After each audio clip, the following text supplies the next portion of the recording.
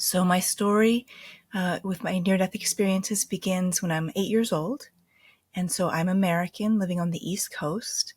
And like many people, I grew up in a family that had generational trauma where my parents had really lost their innate drive to protect their children. And so myself and my siblings were not being protected, and I was being exposed to a lot of abusive adults. And one of those not mentally well adults spotted me as an unprotected child, watched that I walked home from school by myself, waited till the end of the school year, second grade, I'm 8 years old, and he chose to abduct me. So this is 1977. This is even before Child Protective Services is in place, and there's no national system to report a missing child. So, and holding that context, like we've come so far in having discussions about child abuse and child abduction, but in 1977, those conversations were still very shunned. And even the physician who brought out and named child abuse as a danger and a health issue, he was very shunned in his work. So keep in mind that context. We're post-Vietnam War. And so this person who looked like he had military training by the way he moved and acted and spoke.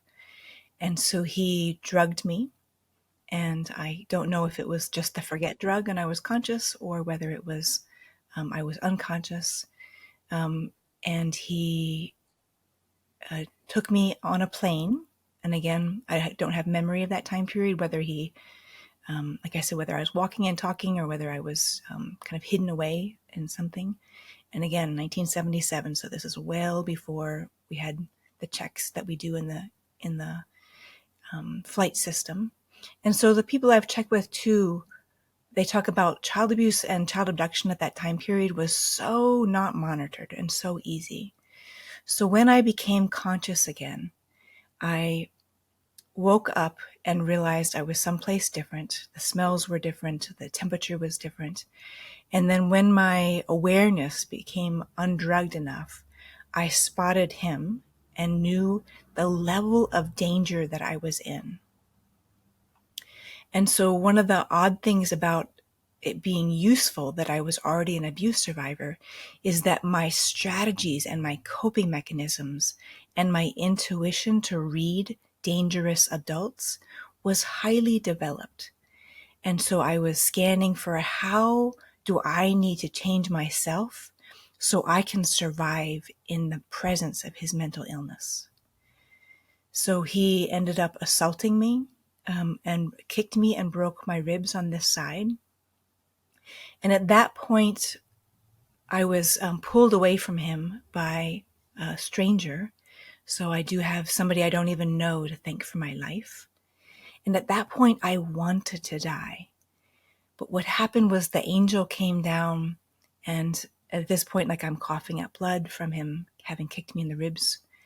And the angel says, "It's not your time to go." And I say, "I want a new angel because I went out of here.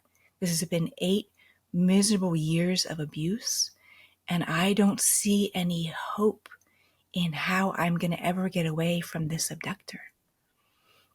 So I didn't die at that time, didn't cross over, but I did see the angel. And so I was hospitalized. The military police came and got me because I was on a military base. I didn't know where I was, what country. I now know, with all of the rest of the story and having gone back twice, that I was in Rhodesia, which is now Zimbabwe. And 1977 was the height of the Rhodesian War. And so there was 3 factions that I now understand were at war. And so there's reason to believe that he was going to be join the Rhodesian Rifles. Since then, I've done some research and I found the Soldier of Fortune magazine was actually putting out advertisements for already trained military men to join the white government, the Rhodesian Rifles. So it's possible he took me while he was going to be a mercenary for them. So I was hospitalized. and no one stopped him when he came and got me from the hospital. And he took me out of there. And again, I still have broken ribs. I'm still on painkillers. And he takes me to a market where he does exchanges with other military men. And at that point, he gives me over to another man. I don't know the nature of that transaction. People say it's very unlikely that a black African man would have paid for a white girl. So I just can't know because I wasn't privy to that conversation. So I went with this black African, and we got on a bus. And of course, 1977, the buses in that time period are full of people, animals, their stuff, and they're very old. So we get out into the bush, and the bus breaks down. And so I can't understand the language being spoken. And so we're all directed to get off the bus and walk. And I, I get off the bus, and the man who was, I was in his charge, was kind of trying to push me along. But I'm just out of a hospital bed. My ribs are broken. My painkillers are wearing off. And I just can't keep up. And so when he tries to push me along, he pushes on my broken ribs, and I do what any wounded animal would do, is that I bite him. And he kind of pulls back and was like, I want nothing to do with this child. And he leaves me behind. So I'm 8, I'm American, I'm in the bush in what's now Zimbabwe. And I just think, okay, I'm alone. I'm just going to die here. I'm going to dry up in the sun. And so I just sit down and I wait to die. And what happens is that a military truck full of armed men comes along. Again, I don't have any context of really where I am. I've figured out that I'm in Africa because there's more black Africans than there are white people at this point. And the landscape is like what I've seen in National Geographic. And so this military truck pulls up, fully armed, looking at me, and I think, this is how I'm going to die. This is going to be the end, the quick end to my 8 miserable years. And what happens is that one of the soldiers jumps down from the truck, picks me up, and puts me in the truck with them. And when we start moving, of course, it's a very bumpy road. It's like sending blasts through my broken ribs. And I think, okay, they're just taking me somewhere to shoot me. And the really key moment, and the reason I share my story, is because I actually have the enemy to thank for my life. Because one of these men, of course, I'm intuitively reading all of them. And one of the soldiers is no more than just a couple years older than me. And I wonder, how old was he when somebody put a gun in his hand? And what is the war that they are fighting about? And am I their enemy? And then I read another man that I name Man Who Carries Many in His Heart, because I see he's doing this fighting to protect family, to protect his people. And so when we get to the place where we stop, he loads me carefully off the truck. And then just the soldiers kind of go off. And there's another soldier at that base that looks at me with such hatred and starts running towards me, yelling at me. And I think, okay, this is how I'm going to die. But man with many people in his heart, and I call him a soldier with hatred in his heart, come and they stand right over me, and they're arguing about whether, I can't understand their language, but I get the sentiment. One wants to shoot me and one wants to save me. And the stress for me is so intense that I just do what's called parasympathetic shock. And my heart rate goes crazy, and my body completely shuts down. And that is mercy in the nervous system to not feel the pain of being killed. So when we think we have a chance at survival, we hyper record everything. When we think this is the end, we shut down and go numb. So Man with Many in His Heart saved my life, and he ended up taking me out of there, and he dropped me off at a village he thought would be sympathetic to a white child. And I now understand he was also getting me closer to the border between Rhodesia and South Africa, which is separated by the Limpopo River. And so he drops me off, and it's getting to be nighttime, and he kind of is pointing with his nose, and in his language, which might have been Venda, he's saying, "Go there, little girl." And I see a village, and I think, I really want food, I really want water, I really want shelter. But then I hear these barking, what I think are barking dogs. And so I think, oh, I don't know, don't want to get bitten. So I end up deciding to spend the night in a tree by myself. And so I don't know that there's hyenas in the area, and it's probably not barking dogs. It's probably hyenas off in the distance. And so Grace protected me that night, and I didn't get eaten by wildlife. And in the morning, I hear the women singing. And so I want to go closer to that singing. And my singing is different than theirs. But I'm just going to give you a sense of what it felt like to me, because they ended up opening singing medicine inside me. So he am neo he ho I am ho, I am ne. So I ever so carefully move myself closer to their singing. And I hide behind a tree because my nervous system is so threatened at this point, and I'm always hypervigilantly on guard for my life.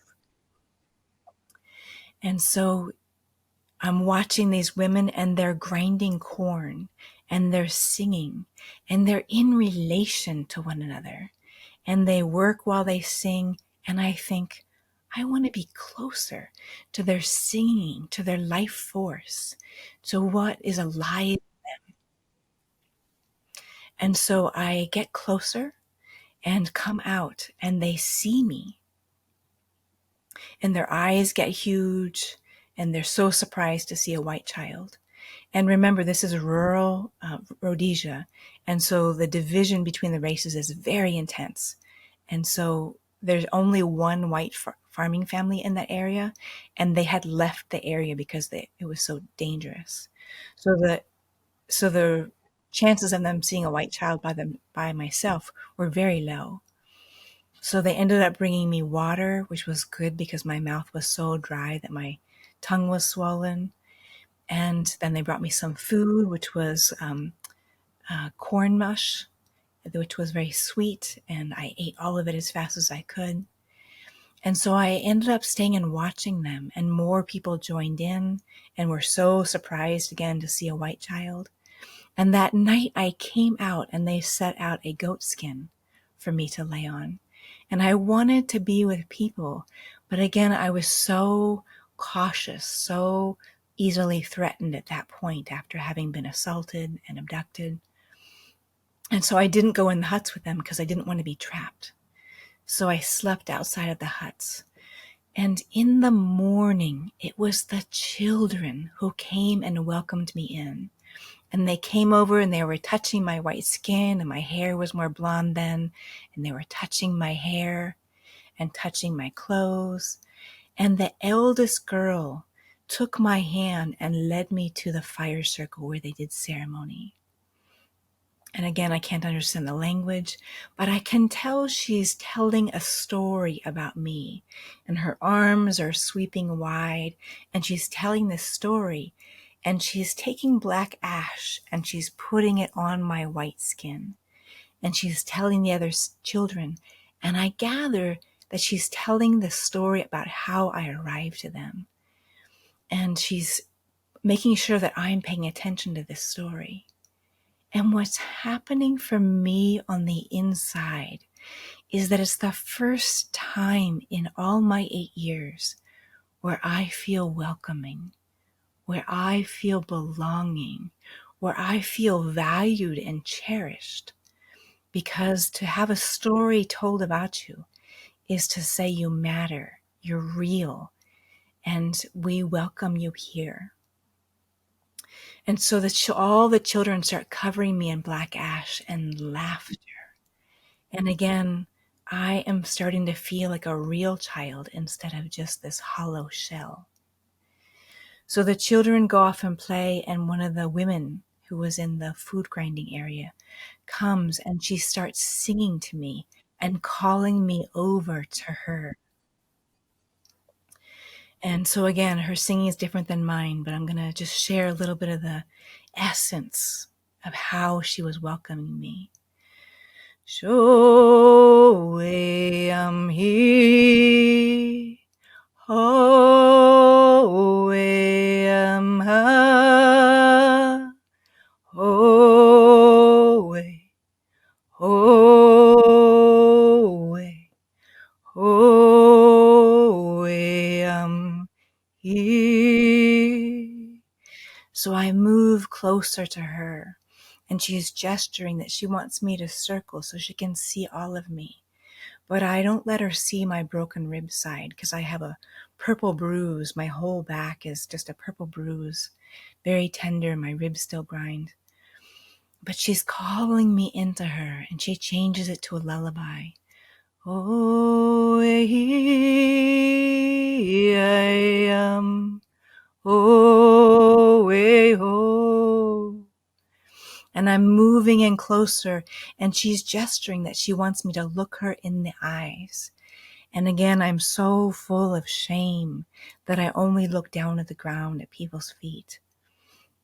But she's melting me. She's melting my hardness into being a real child. And so all my courage, I go ahead and I look her in the eyes. And when I see the loving kindness in her eyes, it is the first real mothering I have experienced.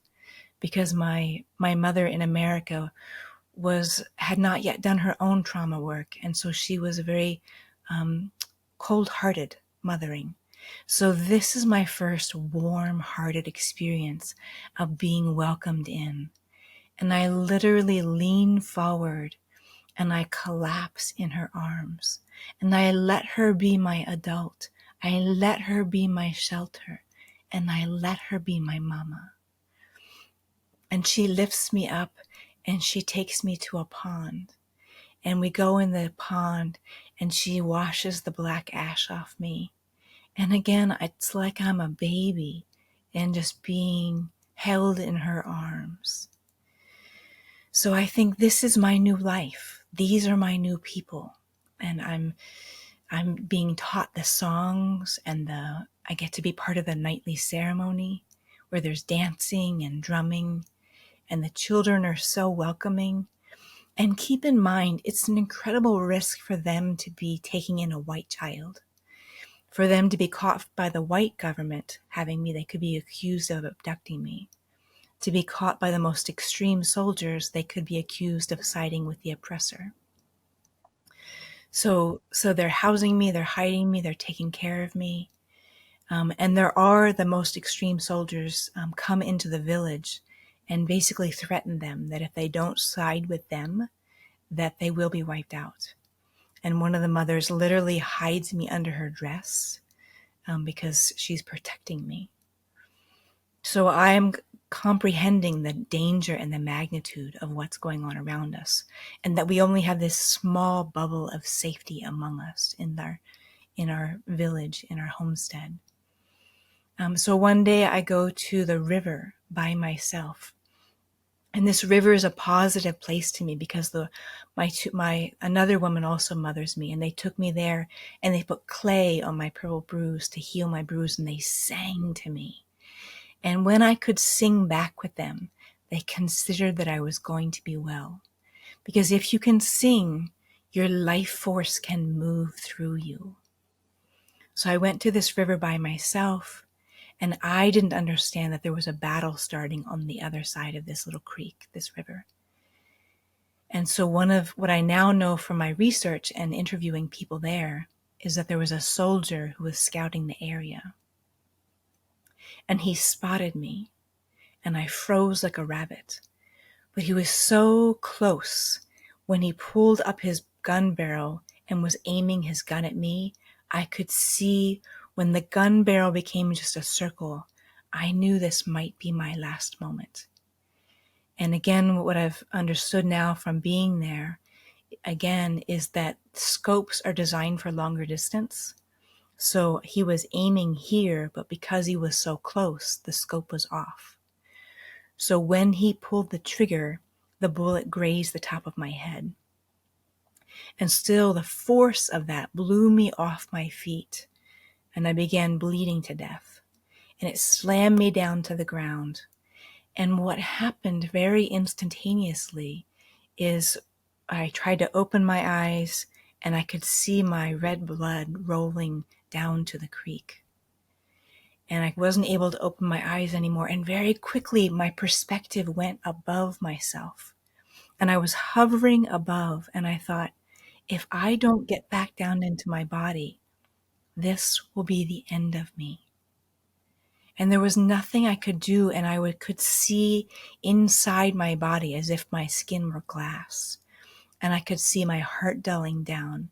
I could see my brain kind of going into just blackness, and all the kind of activity just slowing down until it stopped.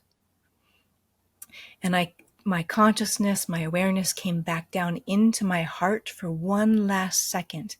It felt like a room that was closing in that I wanted to get out of. And I was pulled out the back of my heart. And I immediately was in a very fast movement. I was moving in the universe, but I was totally held. And there was nothing for me to do. And I no longer had to fight for my survival. And so I landed in a place. And when this place, when I could see clearly, it was very brilliant. And some of my drawings are about showing the brilliance of this place. And I was held, and there was two sisters there. And their skin was black, and they started touching me, and I kind of came back to realizing, oh, I have a form. I wonder what that form is. It felt very ghost-like, very light. And then they gestured that I could go into this huge golden glowing sphere. And I knew I could go home to Source, the source that sung me into being. But I wasn't done being connected to my new African family, because I had finally found family. I thought I had place. I thought I had people I was going to grow up with. So my attachment to still wanting to go back with my African family made it so I wasn't going to go in directly into the golden sphere. And so this desire to go back drew me backwards away from that golden light. And I dropped backwards and dropped and dropped and dropped until I was in another place. And this place wasn't as brilliant. And it was like Ireland on a cold, cloudy day.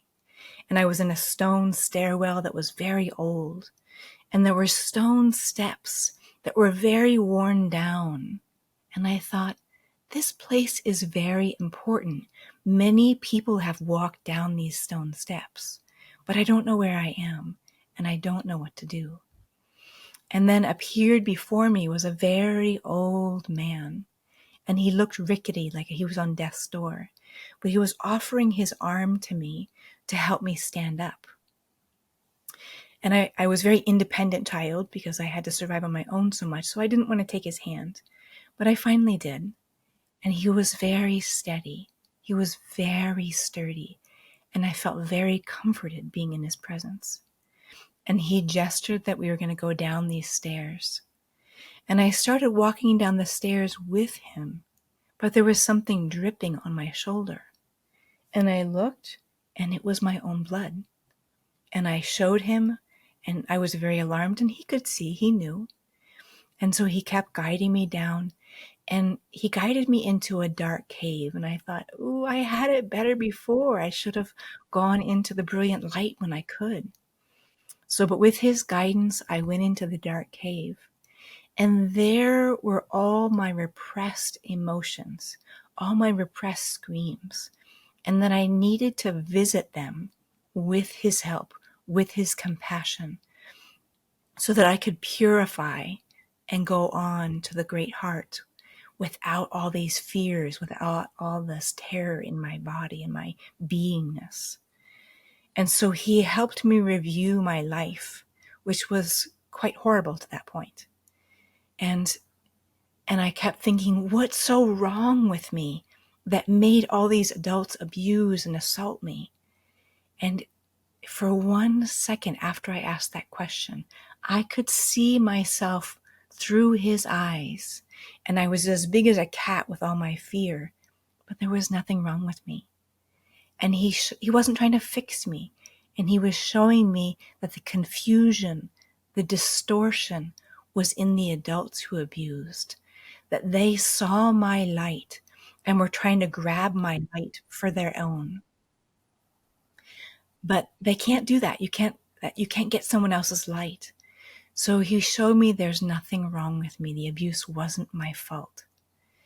And so I like to share that with other people who were traumatized, who were taken advantage of, who were violated as children, that it was the confusion of the adults and there was nothing wrong with us. So I got to go forward from that experience into this great expansive sky. And we dove into that expansive sky and flew like we were birds. And at a certain point, I said, this is so peaceful. And he said, this is dying. And I thought, then dying is guided and held.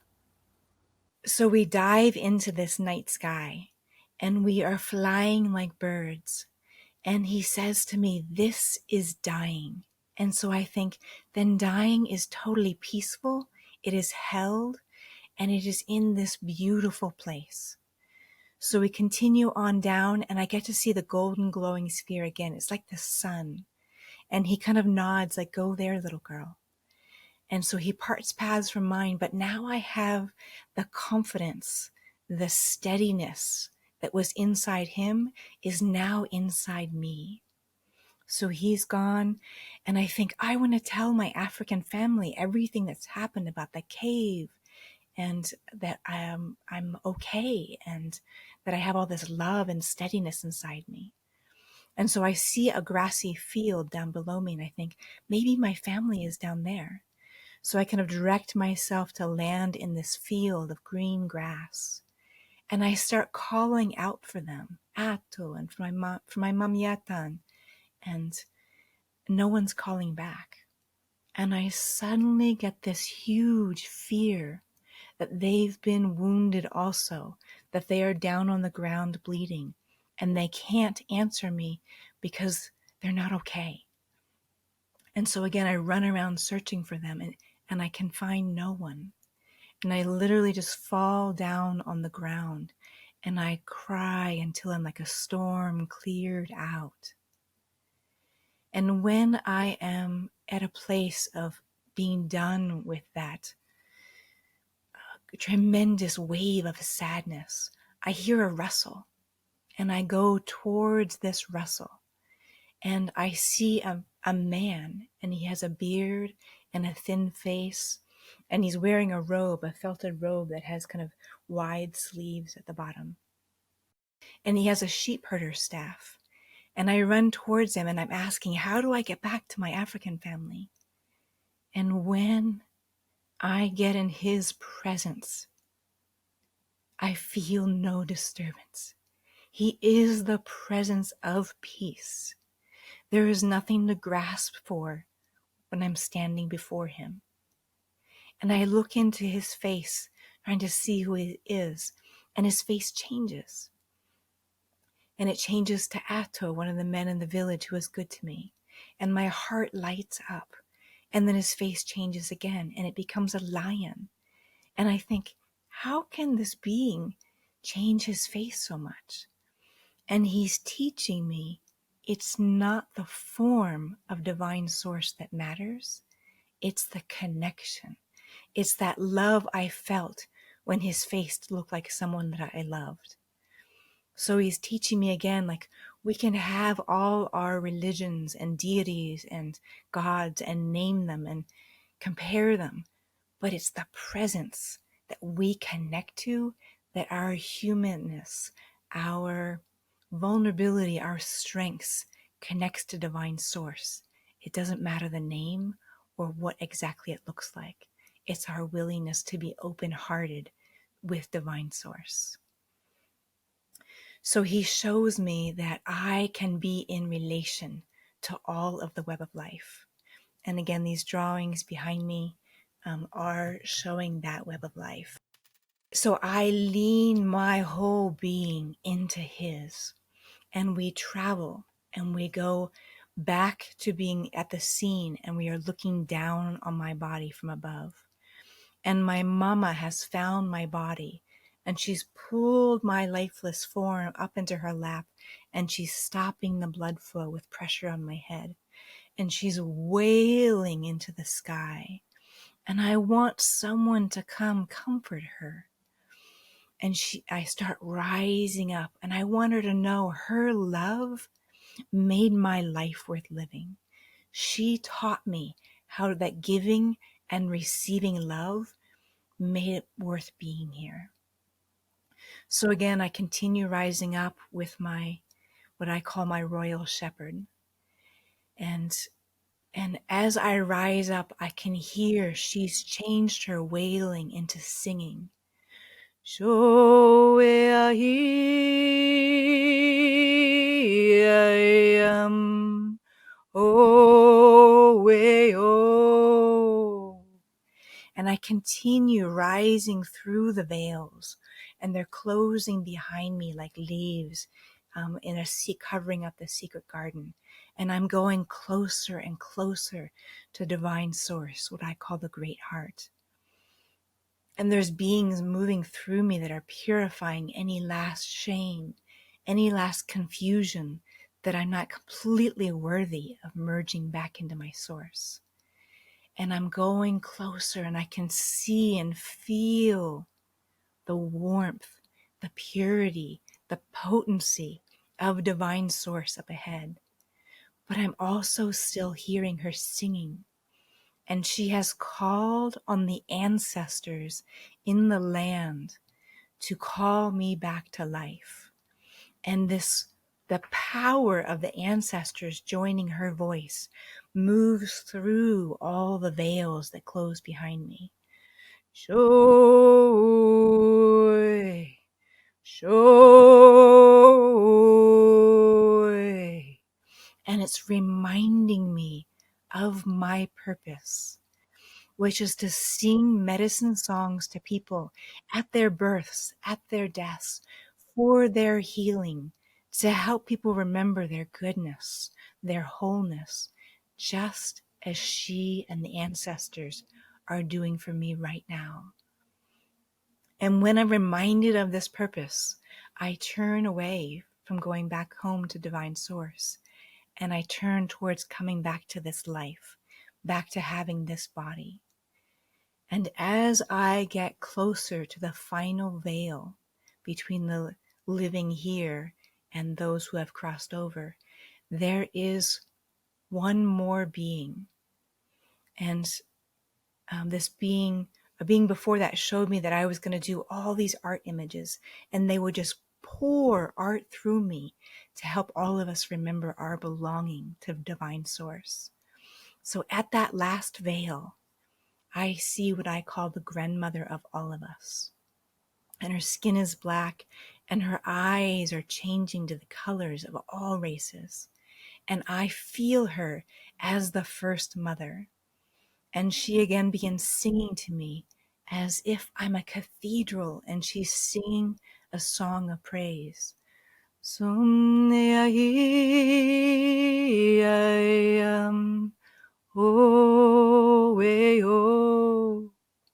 And she's telling me, when you go back, it's going to be incredibly difficult, and you will have to do extreme things in order to survive. but you will always still belong to the Great Heart. And when you go back, it might be harder to remember your belonging to Divine Source. But sing, sing, daughter, and it will remind you and others of this great connection. So with that, I went through that final veil and I came back into my body, and I could barely sense myself except for the pressure at the top of my head, and that my mama was holding me. And I felt like the wind could blow through me, but her touch made me feel real. And other people from the village had arrived, and they took me back to our homestead and into the huts. And they were doing singing prayer to get the hatred that came with the bullet off my head, so I wouldn't go through life bitter and confused. And they were laying plants on me to help me feel more whole and grounded. And I knew with their help, I would survive. And so what happened next, of course, I was incredibly weak. And I keep in mind, again, this is Rhodesia, 1977. There's no vehicles. There's no taking me to the hospital. The nearest hospital is quite far away. It's for whites only. And there's no transport to get there during the war. And so it was the people who saved my life. And what happened was that 2 days later, as best as I can put together with my research, those soldiers came back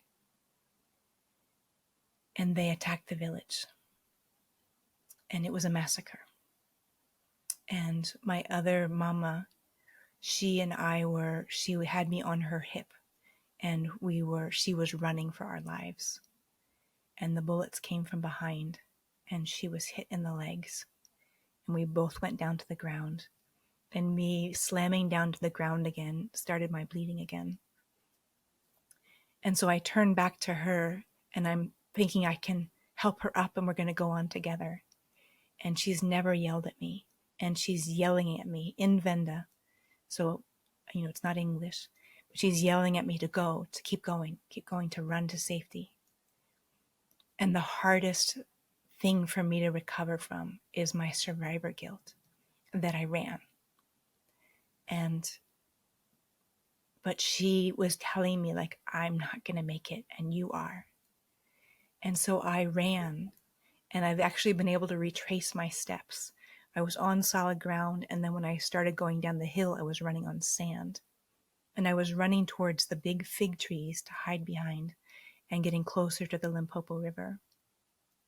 So once I hit the sand, and again, I'm bleeding again, I already had, such low blood volume that running and bleeding again, I went down again. And I ended up like hitting the ground hard. The ground just felt like it was not even solid. And I crossed over again. And so this death experience was extremely different. Once I became aware, I wasn't aware of my body at all, but there was a song being sung to me. And it was a totally white landscape. I could see a horizon line, but where I was white. It was like a canvas where no artist had painted color. And this song was being sung to me was, you will live, like a child's nursery rhyme, you will live, over and over. And I said, who's singing to me? And then I was moved closer to the source that was singing to me. And this being, this presence, showed me a record player, and that he took the stylus off the record player and he showed me the record. And the record had a very deep scratch in it. And I thought, this record should be thrown away. It's damaged. And he said, in a booming, huge voice, the wounded places are where I find you so I can love you. The wounded places are your unique signature so I can recognize what you have been through, where you have been broken down, broken open, so that divine source can shine through you at those places. So again, I was moved closer to this being, and his skin was kind of a purplish blue. He had a black bun on the top of his head, and there were all these kind of decorations and special ornaments around him. But I was just looking at his face because I could tell he was so potent, so powerful, that he could destroy with one hand and create with the next. And I immediately understood that I was going to live because he was going to make it so. And so he showed me destruction breaks open the ingredients for new creation. And he showed me two land masses crushing together with his power, making a mountain. And then he showed me the mountain coming down, the mountain being destroyed to make the beach. And he said, shall we bring down the mountain so you can have the beach? And I said, I don't like the destruction part. Can I have both? And he said, you don't understand because you're human and you can't see the grand kind of where glaciers are made and melted cycles of life. But I'm going to return you back to life because it is part of the bigger grand picture that you live. So I'm brought back to my body. And again, I landed hard. And so my neck is injured. My jaw is injured. My eyes are injured. And so literally this being that I call God of mountains becomes beaches, which I now have the perspective that it's Shiva, who is the creator and destroyer, that he literally commands me to crawl forward. And so he's commanding me to get away from the others who have died during the massacre, because it's Africa and animals are going to come. And so he's commanding me to go towards what he knows is a well where somebody's going to come in the morning and I'm going to be found. So I crawl forward towards that. And in the morning, a woman that I now know, her name is Mia Lucy, she found me, washed the blood off me, put me on her back as if I was her child, and took me back to her homestead and cared for me. And I was partly blind in one eye from all the physical events. And now I have gotten to her granddaughter, also was part of caring for me. And so I have gotten to go back 40 years after the war. This was 7 years ago, and reconnect with my Amo. And it was one of the most incredible, validating, loving experiences of my life to reconnect with her. And so what happened after Mia Lucy and my Amo took me across the river into South Africa and gave me to the nearest white farming family, because they said, we found this white child, we don't know what to do with her. And this white farming family said, we'll take her, we'll find. They assumed I was Rhodesian and that my family had been killed in the war. Nobody had any idea I was American because I wasn't speaking English. So from there, I became quite sick, and that my wound became infected, and I had a third smaller death experience where I just was floating above the farm. And then they found me and then took me to a hospital in Polokwane in South Africa. And I've also gotten to go back and revisit that hospital. And I found the exact room I was in. So they gave me medical care, but remember, this is 1977 apartheid. So I was in a whites only wing of the hospital. And I just didn't understand the context of what was happening. And what I want to say is that level of racism, everyone loses. And so when I tried to speak of, I wanted to go back to my family across the river, they were like, no, that was terrible for you to be with the blacks. And I was trying to say, no, it was the most loving experience of my entire life.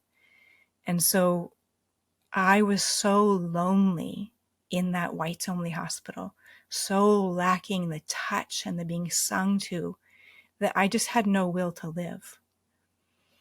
What ended up happening is, because of my American accent, and they basically kind of interviewed me until I would tell them where my parents were, because they threatened me with an orphanage otherwise.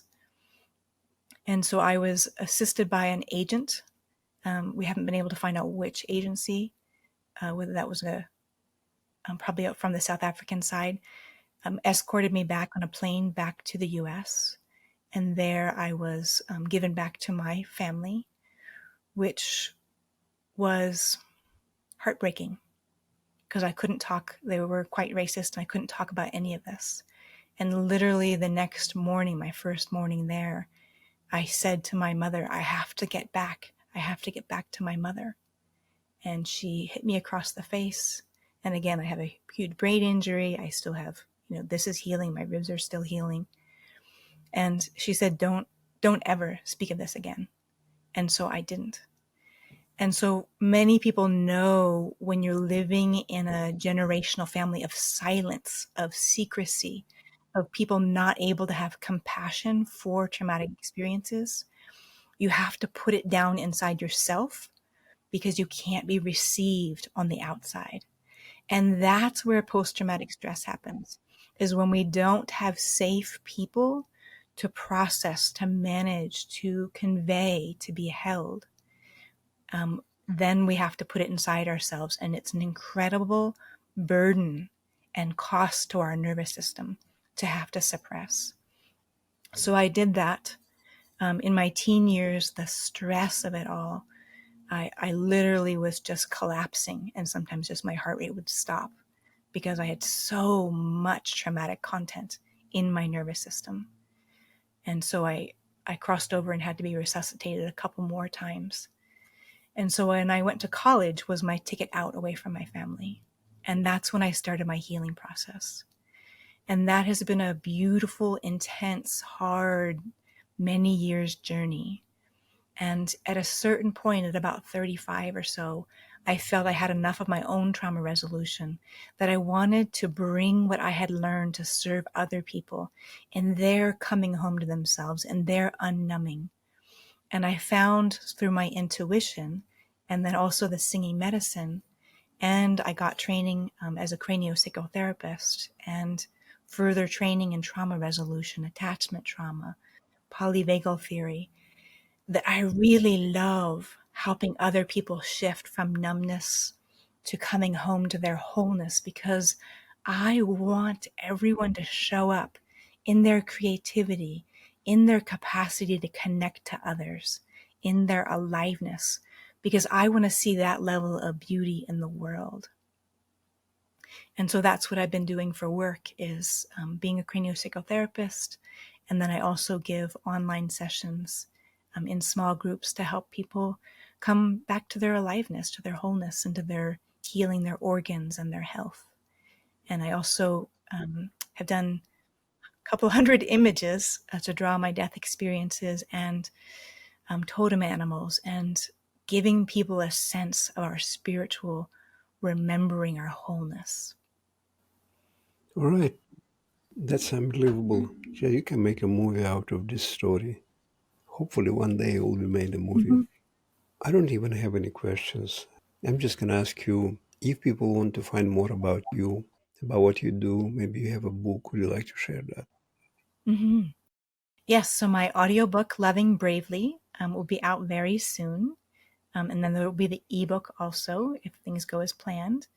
I just got an offer from a publisher on the hard book and paperback book, so that'll be later in 2025. And then I also, this is super fun for me, I just released a music album, and it's called Roots Drinking Rain. And so I was able to go in the recording studio and do my singing medicine. And then this composer kind of wrote music score around it. So there's 7 songs, and that's on my website, which is Landsong.com. Or you can get it on any music platform, music streaming platform. And it's just a real delight for me. And I'll share with you one of the best stories. We had the release date is May 1st. And a woman wrote to me from Europe, and she said, my due date for my pregnancy is this week. And I really want to have your album to listen to while I'm in labor. And this is totally humbling, because I want your voice to be the first voice that my baby hears. And it's like, wow, that was very powerful for me. So I went ahead and made sure we uploaded early, and so she could have it, so we didn't miss her birth. And she wrote back to me, she said, Robin, as the moment that I downloaded your album, I went into labor. And then the next day she sent me a picture of her beautiful baby boy, and that she had listened to the album while she was delivering. So it was my dharma, again, to return to life and to sing to people when they're dying, when they're being born, when they're transforming, when they're willing to let go of what has been and step into change, step into the newness and the potency of what we can all be. And I love singing to people and giving people intuitive readings so that they can feel validated, seen, and whole. And currently, that's available in 5-person groups on my website, again, robinlandsong.com. At some point when I'm working on bigger projects, I may not be able to keep up with that. And I have been approached by several filmmakers. So at some point it'll happen. I just have to find the right filmmaker to work with who really gets my story and really understands the historical context and can make it in that context. How many NDEs you had? Well, with the ones I had as a teen, 5. I'm going to use that for a thumbnail, probably. Okay. I had a video, I still have it on my channel. It says, I had 9 NDEs. Yeah, once the doors open, the veils open, and like I said, for me, because I was my post-traumatic stress, once I got tested when I was 21, they said, you're off the chart. Like your score is off the chart in terms of the level of post-traumatic stress. So that's what my nervous system, my body, my organs was dealing with. So any stressor, and I would just go unconscious. And my body was used to just going into that primal dormancy that all mammals can do. So now I have a much healthier, happier, steadier nervous system because I've done so much body work. And what I want to share too is that since I'm 55 now, and so I'm at this point in my healing process where I get to have some more fun. And my healing is going to dance retreats and moving with other people and that embodiment. So I always like to share that eventually we get from numb to feeling, and then we can come back to sensuousness, like enjoying our food, enjoying nature, enjoying touch, enjoying life more. And it's always an ongoing process. I still do healing work with myself. But that's the beauty, is that it gets richer and richer. Like I just went to a fantastic dance retreat and had so much fun dancing with other people. And I'm going to go to another one in a couple of weeks. So that's where we can arrive. And that's what I like to share is it's not just the trauma content. The goal is to get through the trauma content so you can get to other things in life. Thank you for watching About Freedom Show. I really appreciate you. Click on one of the videos below and don't forget to subscribe.